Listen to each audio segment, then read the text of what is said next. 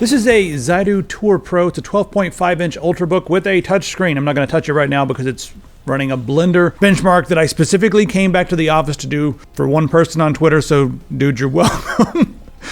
This is not exactly designed to run Blender. It's designed to do a lot of other things, but I was kind of surprised at the premium feature set that you get, and then the mixture that they have with the Celeron processor. So first off, I'm going to cover all the things that I really like about this, and then we'll talk about the processor and a few of the other things that I don't exactly love, but for the right person, they may not be that big of a deal. You guys are looking at a really pretty 2560 by 1440p IPS touchscreen, 10-point touch on this. So that's really handy. It's also only 0.6 inches thick, and it's 2.65 pounds. So it's pretty easy to carry around.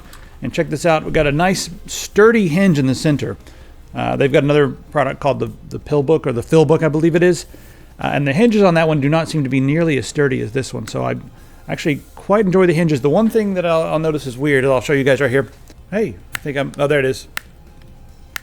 Little crack in there, but I don't think there's anything to really worry about. It's a little tight over there on one side.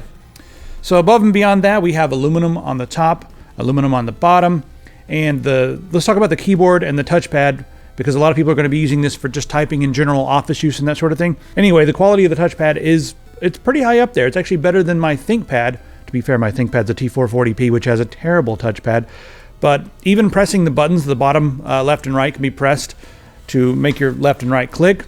Very smooth, so no problems there. The chiclet keyboard, well spaced. There's not a lot of play in the keys, and it's also backlit. You guys can turn it on and off with function and escape, and it'll also power off on its own if you just leave it alone for a few seconds. The light will dim, and as soon as you touch the keyboard again, it'll pop back on.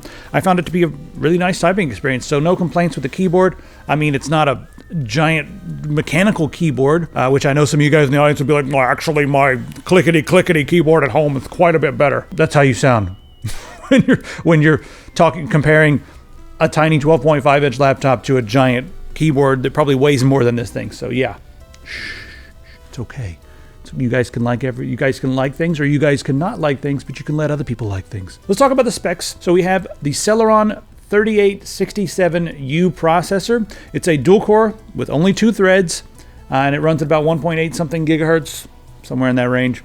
It's not extremely fast. It's a very low power CPU, and that'll give you around 5 hours battery life if you're running at about 25% brightness. And I've been doing benchmarks on this thing for like 3 days, just playing around with it, using it, and I decided to unplug it and run it at high power, just whatever. And I've gotten almost, we're about at the 4-hour mark right now, so that's not bad. Also have 8 gigabytes of RAM in here and a 128 gigabyte SSD. It's a SATA M.2. So the speed on this is, you guys can see on the screen here, it's around average for a SATA drive. A little low on the 4Ks, but read and write are pretty good on this. And one thing that's interesting is on the back of this unit, there's a spot where you can just remove 2 screws very easily and install a second M.2 for expanded storage. So if you wanted to get a faster M.2 NVMe or something like that and pop it in here, that would be cool. And then you could run your OS off that, just, ghost it over there. We've made some videos recently on how to move your OS from one to the other. It's an SK Hynix video, so go ahead and watch that. As far as the different connectivity options go, there's not a lot, but you can expand upon this because USB-C is the best thing ever. So if you're going to get this laptop, I would highly recommend getting a USB dongle for extra USB ports, or USB-C dongle for extra USB ports. So just so you know, you have one USB 3, we have one micro SD card reader, and we have a headphone multi-port right here in the front. Yes, I know the battery's about to die. So let's talk about how fast this unit actually is. Ran a couple different benchmarks. Yes, I ran Blender. That's not a use case scenario for this laptop. It's not a workstation. It's not a graphics powerhouse. It's a desktop it's not a desktop. It's a laptop that's going to be used for like internet browsing and just light use, maybe some office stuff. But I don't think anyone's going to be doing any creative editing or workstation stuff with this. That's not what it's for. So I know our audience is a little different. You might want to install MX Linux or something and go crazy. And we might do a video on that if you guys ask enough. As far as user benchmark goes, you guys can see the results on the screen right here. And the desktop rating was Sailboat, just to give you guys an idea. So I also tried to bog this thing down to see like what would happen if I opened up a bunch of tabs. So I popped open Firefox, and I didn't install any ad blocker, because I think some of the people who are grabbing this are probably just going to grab it and use it and not even install ad blocker.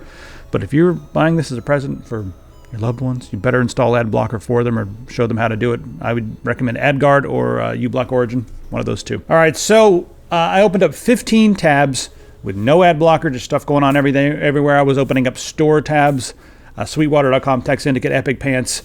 I opened up Twitter and a few other things just to see what would happen.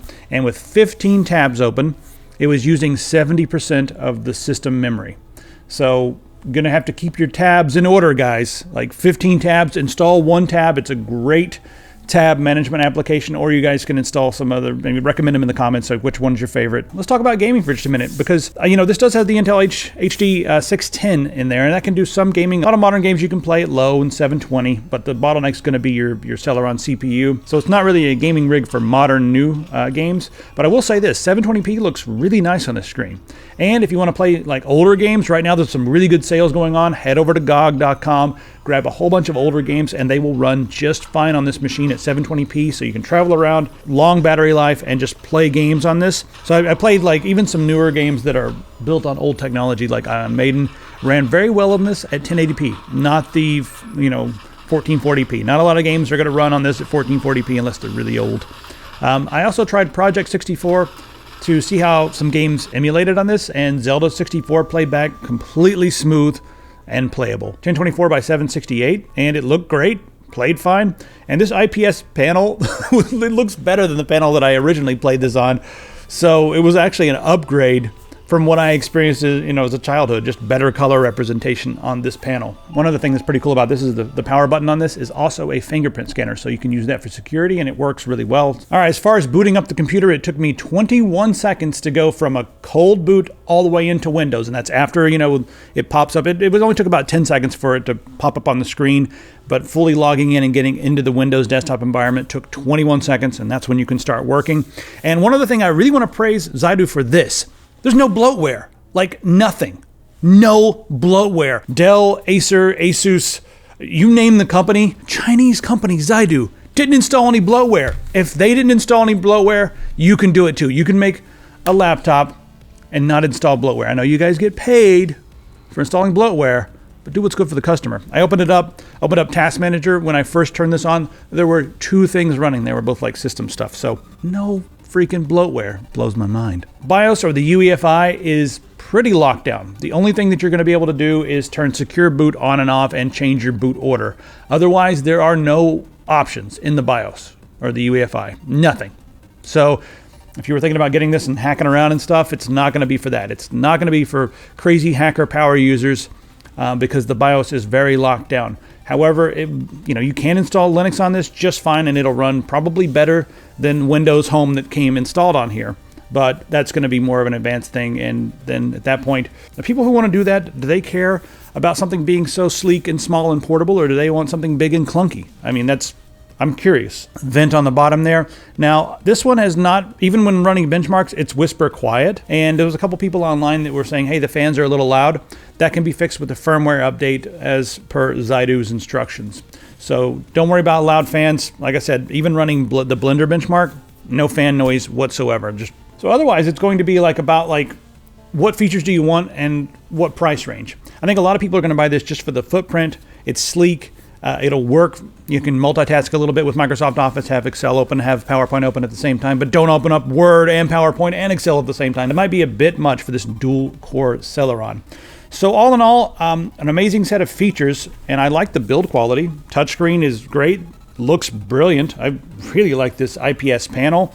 The only thing that's making it not 100% recommendation is the fact that it is a Celeron processor. And if it was an i5, it might run a little warmer. It might have a little more fan noise, but you could probably do a little bit more with it. So in the future, Xidu, if you guys make one with an i5, let me know, because I'll be jumping on that, because I like all the other features you guys were able to put into something with this small of a footprint. Otherwise, if you're only going to be using this for office work and web browsing, emails, maybe writing a screenplay, just any of that kind of stuff, totally fine for that. Workstation stuff, no, but that's not what this was built for. Again, that's the Xidu Tour Pro. Right now we have a 35% off sale on everything everything on epicpants.com. Mice, keyboards, mugs, shirts, whatever. So head over there and grab yourself a stuff. Grab yourself a stuff right now. See you guys in the comments.